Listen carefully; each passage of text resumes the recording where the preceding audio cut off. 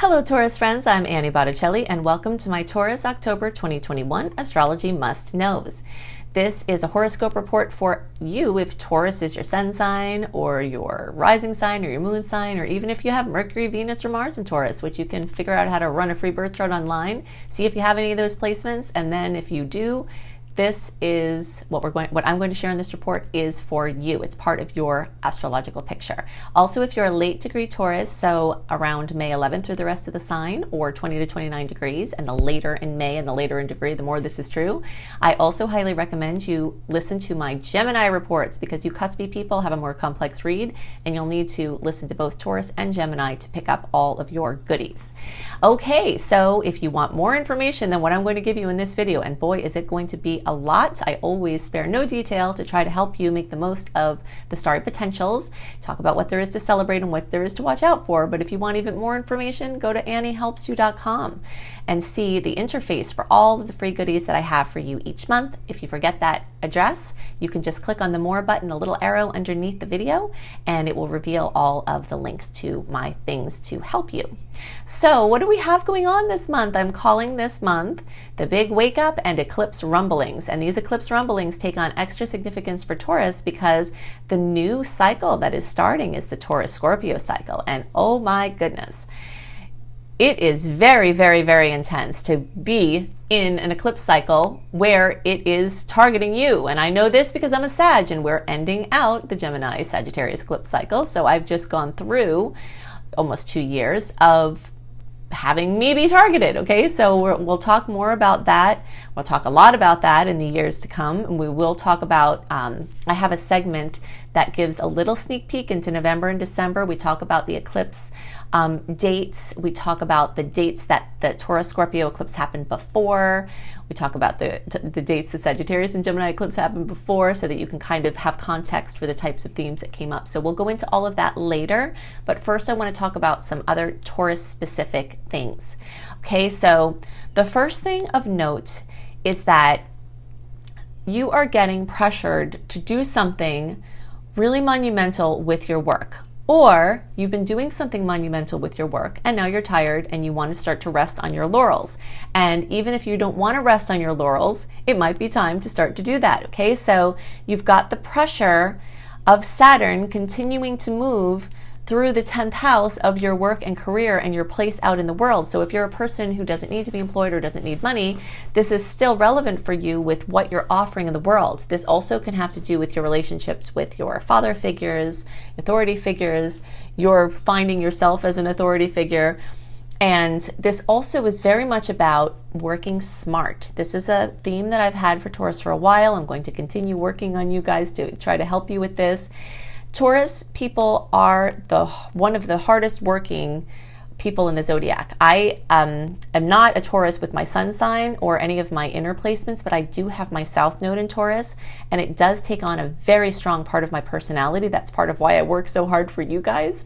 That's part of why I've consistently shown up month after month, year after year for so long. It's a Taurian trait to be persistent, to be responsible, to be consistent. And it's not in the old rules of Taurus to be super efficient with our energy. It's in the rules to just work hard. And any problem that we have, it's like, let's just work harder.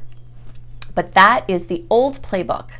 And we're not going to completely throw that away. But what I want to help bring in, and the stars are in support of us really talking about this at this time, is you being more efficient with your energy, where you can work smarter instead of harder. Okay, so one book that I read that really revolutionized how I had my relationship with work is a book by Timothy Ferriss called The 4-Hour Work Week. Many people are not going to get down to exactly a 4-hour work week, although I have, and you kind of would be surprised to know that about me, seeing how much I put out, but I have become so ultra efficient with my time that I actually have been able to succeed at with that goal, unless I have a special project or something on the side if I'm writing a book. But for my general tasks, I've been able to achieve that. And that has been life-changing for me, and that's going to be life-changing for you, even if you make any effort towards it, because it's a paradigm shift. And that's what is going on for Taurus at this time with all of this activity at the top of your chart. In your 10th house, you've got a lot of heavy hitter outer planet action where your paradigms about work are being completely transformed. And the degree to which you let those paradigms be transformed is the degree to which you'll have wild success in these new arenas with less work and more outcome for you and better health, because your health is really getting called into question from the aspects that are occurring at this time. The questions are being asked. Is the type of work you're doing sustainable for your health? Is your schedule sustainable for your health? Is it sustainable for your lifestyle and your work-home balance and your family? And what other goals do you have that you might need to have things a little bit more on autopilot with your work in order to achieve those? Now, there's something that I think about a lot, and this has to do with a trait of Taurus that you could lean on more. And I think about a friend of mine, one of my best friends growing up, we're still close, and she is a Taurus. And I think back and I laugh at how many things she would have me do for her. Okay, she was always very helpful to me. But if there was something that she was a master delegator, so she wasn't as outgoing as I was. And if she wanted information or she wanted something done or she had a question, she would always send me off to get the information. And this was just a dynamic. I was happy to help. She wanted the information. It worked out. But it reminds me of what natural delegators Taurus placements can be. But there's that tendency mixed with the tendency to work really hard. And so the more you can go into the delegation realm, the more you're going to be able to get out of some of the hard work of the profile that you're doing. And even if you're retired, you might find that you're caring for other people. You've taken on other responsibilities. A lot of times people with Taurus placements don't know what to do if they're not responsible for a bunch of stuff, even if you're retired and not making any money from it. So that's happening. Something else that I think about with this same friend is she's been a devoted and amazing mother. She has amazing children, and there are some things that she's wanted to do with her career life that haven't manifested because she's been focusing on these things. And now she's got her kids and her husband encouraging her to do these things that she wants to do. And this is very typical of the way that this energy is manifesting for Taurus at this time, that she has certain goals with education and with her work that she wants for herself. And so that might be part of how the energy is shifting too, is that you're channeling your tendency towards hard work away from some of the ways you were working before, so that you can open up and channel your persistence and consistency into something else that you're feeling very passionate about. So that's an alternative way that this energy can move at this time. Okay, let's see. So the month is pretty much split. The first half or so of the month is very much in this retrograde energy. And in this time frame, we've got Pluto, Saturn, Jupiter, and Mercury waking up from their retrograde position and shifting into the direct energies. These are two very distinct energies. There are two very distinct ways of working with this. The clarity that you might be looking for, the direction that you might be looking for is less likely to click in the earlier parts of October. But towards the end of October and into November, the clarity is coming, the direction is coming, the ambition is coming, the obstacles are being removed, and we have a golden period, which I'll give you the dates for when we get into that segment, one of the best periods of all year of 2021 for launches, doing important things, making big decisions, having luck that comes in to be supportive to the things that you're working on. So October is very much about wrapping up loose ends. It's about researching to look into possibilities for your goals. It's about making some internal decisions about taking your goals seriously and clearing out the fears that have been standing in the way of you actually doing something. And some of this can have to do with procrastination. Now, while Taurus energy is not really known for procrastination, it is in the arenas of something that you might want to do, or something that might be a hobby or a passion. You're not procrastinating when it comes to doing what has to be done to take care of the people in your life and yourself. Well, yourself, but that's kind of second sometimes in that that's another arena with this sixth house being accentuated for you, is how can you better take care of yourself? So this is an ongoing storyline of what your self-care regimen is, and you'll have a lot of opportunities to evaluate that this month. Is the type of work you're doing sustainable? How is it affecting your health? What can you do that would be better for your health? What can you do that will give you a better schedule? And what can you do that activates your passions, that you can start to divert some of your consistency and persistency into pursuing? This is a period of time, September, October, November, where partnerships are front and center. And that's true for everybody, but there's some special energy there, especially for Taurus, because Scorpio is on your 7th house cusp. And as the planets move into Scorpio, this energy of people in your life supporting you is going to be very, very, very important and very, very relevant. So maybe having a meeting with the people in your life, like, I want to do this, let's get a plan together, instead of you trying to get the plan together on your own.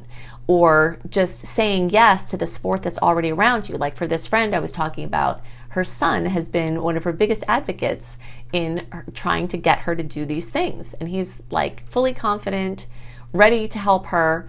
And so she just has to say yes to that support. And that is very current for all Taurus placements, just to start to say yes for that support. Because Uranus is moving through your sign, this is bringing a lot of instability in places in your life. And, you know, instability is the opposite of Taurus energy, right? Or Taurus people are the rocks in our life, and you can be the rock and grounding in your own life. But with Uranus moving here, we're having to move into a time where impermanence is our friend, and where we find our security from less variable things. And let's face it, everything within the earth plane pretty much is variable and impermanent, right? When you really get down to it. But what is permanent is your connection to spirit. What is permanent is your connection with your soul, you know, your soul connections to people that were here before you incarnated, what'll be there after you, are done in this incarnation. And putting the power into those, and also your purpose. Your purpose on this planet is a truth, is a solid grounding that calls to you. It whispers, it calls, it screams, it knocks, whatever it does, it's there, nagging at you all the time. And that is a truth, an impermanent or a permanent truth in this lifetime. So those kind of things, seeking, your closer relationships, your purpose, and your connection to spirit are things that you can use. The jostling of Uranus, as it's putting everything else, bringing instability and uncertainty in so many things in your life, you can put the desire for stability in those places and really start to shore up those things that do have this permanence. So that's definitely a major must know for Taurus placements at this time. Okay, so as Saturn and Jupiter are waking up and influencing the energy of your 10th house, you will start to notice things that were dormant earlier in the year starting to come back around again. So whether it's construction on something in your house, whether it's something with your work, whether it's something else at home, whether it's a creative project, anything that sort of fizzled out or lost steam at any point prior to October is very likely to start waking up and moving forward very rapidly now. So expect a period of catching up and kind of bouncing ahead with leaps and bounds, even if some things had been stagnant. All right, so now let's look at this visual, this timeline of the eclipses, the dates of the eclipses, the degrees. We'll go into more details about the eclipses in November and December as we have them in those months, but I am going to give you a sneak peek into some relevant information to help you understand the energy of October better as it relates to November and December. Okay, so to understand the theme, the big wake up for October 2021, it's easier, I think, to see it in a visual context, and also to understand October compared to November and December, and what we've got going on in this cluster of time will help you to better understand the energy of this month. All right, so the first thing of note that we've got going on is that these outer planets are waking up. So Pluto on October 6th, Saturn on the 11th, Jupiter on the 18th, and then we've got Mercury also waking up. This is an inner planet, but we've still been in this Mercury retrograde period, since September. So the energy for the first half or so of the month is very much retrograde, okay? And then every day, the 19th, 20th, 21st, every day we march into October, later in the month, these energies that just woke up start to get stronger, all right? So by the time we're at November 3rd, Mercury retrograde is clear, and we enter this golden period of the 3rd through the 17th before the Venus shadow period starts. Venus shadow starts November 18th, gets stronger as the month of November goes on. Venus goes retrograde on December 19th. Okay, so you can see this time between November 3rd and the 17th is this golden opening where these planets have gained a lot of momentum. Mercury is completely strong. Venus has not yet started to slip. So now that we understand this, we'll get back to some of these other pieces here. Let's talk about the retro energies and direct energies and how you use them differently. So basically, the first half of October, we'll say through, of course, the 18th, because that's when everything goes direct. It's very strong in this, and this lingers throughout October, but it starts to get lighter and lighter as the month goes on. And as the month goes on, it gets more into these energies. And then the 3rd through the 17th of November is really, really strong with this energy, okay? So in retrograde time, we want to deal with what comes up more rather than trying to do future planning or, think too much ahead. We want to clear out clutter in any area of our lives, our health, our relationships, our houses, our desk. We want to leave things unscheduled because last minute magic can show up, and the more space you have to receive it, the better. This is a fantastic time for research, not as much the big launches and decisions and agreements and all of this stuff, unless it's unavoidable, but researching these things and making, your pros and cons list, getting information so that you can strike when the iron's hot. The retro time, so, it's basically all of October, but especially through around the 18th, we want to wrap up loose ends and finish old projects. Also, retrogrades are known for confusion, where you can't see that far ahead. You're not sure about what you want to do with any of these kind of things, and if you know that that's happening, then it's okay because you know that it's likely going to clear. It's a time to be in the moment, and it's a time to honor the flow and not force anything. Now, as we get later in October, you'll start to feel the clarity coming back, especially once we get into November, the zest and ideas for new projects, things like big launches, like getting your book out, your creative babies of any sort, your big decisions, your agreements, your paperwork, your investing, your moves, anything like that, future planning, and that back to push and initiate mode away from the don't force mode is another important change that starts to evolve as October goes on.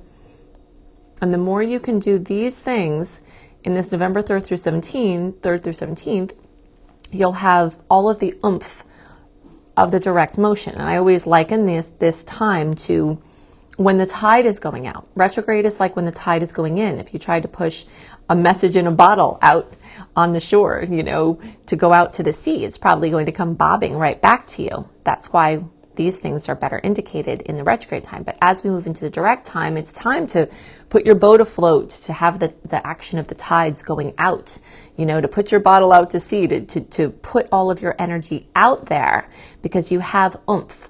Now, as we get into the 18th, the tides from the Venus perspective start slowly rolling in, okay? But there is quite a bit of what I call usable energy for the rest of November. And I'm just giving you this little sneak peek to understand this, even though we're talking about October, because October is more in this retrograde mode. And then November is more in this direct mode, you see? So this will help you to better guide your actions in October to understand the energies of November more. But you will have some usable energy for the rest of November. You just have to use it with caution. And if you want to get a sneak peek about this, we'll talk about this more in the November report. But look for Annie Botticelli Venus Retrograde. I have a whole Venus and Retrograde blog series. I've got a really great detailed video. And also my book, Planetology, How to Align with the Natural Rhythms of the Universe, has a very big section on these Venus retrograde energies. Okay, so now back to this energy in October. We also have at the beginning of the month, eclipse season is beginning, okay? Because the first eclipse is November 19th, but eclipse season starts around 4 to 6 weeks before the actual eclipse. So that places us right back here at the beginning of October. Okay, so besides this big wake up for these outer planets and Mercury, we've got eclipse season beginning. So, those life-changing pieces of information, those life-changing experiences, those very big goodbyes, those very big hellos. And this is a very big wrap up because this season holds the last eclipse in the Sagittarius Gemini cycle. So what we're wrapping up here, and this energy is starting to make itself manifest in October, which is why we're talking about it now. The Sagittarius Gemini eclipse cycle has been in effect since around March 2020. And everybody remembers that month will go down in infamy when the world shut down. So things wrapping up at this time. Also, if you want to have some context, you can think back. So basically it was, the eclipse cycle was from May 2020, but again, the 4 to 6 week period started us in March, through around January of 2022. Okay, so we're here in October, we're starting to get the pieces falling together of closing out this cycle. If you want to have context as to when the last time that cycle happened, the Sagittarius Gemini eclipse cycle, it was around 2010 to 2012. So you might see some similar storylines that came up at that time. Now what we're starting in this new cycle is the Taurus Scorpio eclipse cycle. And of course, we'll go into way more details about this in the November and December reports when the actual eclipses occur, but it's important for you to know these things now because the eclipse season starts in early October. So think back to the end of 2002 and to through 2003, and then the second half of 2012 to early 2014. Then we've got now August 2021 through the end of 2023. And the reason why we have August here is because we do start to see a few months even before the eclipse cycle begins that sometimes little hints will come in. So that's very, very sensitive, might be harder to see that energy. So we'll just put it back to October 2021 through the end of 2023 is the Taurus Scorpio cycle. So the things that are coming in now are going to really be big players through the end of 2023. And we'll go into details about exactly where that hits in your chart in the November and December reports. For our purposes for October, just know that it's a big wrap up of the old eclipse cycle and the big beginning of the new eclipse cycle as this eclipse season starts this month. Okay, so I've given you lots of information to help you make the most of October 2021 and beyond. If you would like even more information, definitely go to anniehelpsyou.com. That is the interface for all of the things that I do for you each month, the connection to my podcasts and my Pinterest and my school and my blogs and all of that you can find there. If you would like to be an astrologer as your profession or just to do it to help your friends and family and yourself, you will love my Becoming a Professional Astrologer Mastery course. If you think I put a lot of details into these monthly reports, month after month, year after year, you should see what goes on, the comprehensive nature of that course, which you can see at lumelife.com, L-U-M-E, life.com. I hope you have a wonderful month, and I'll see you next month. Bye.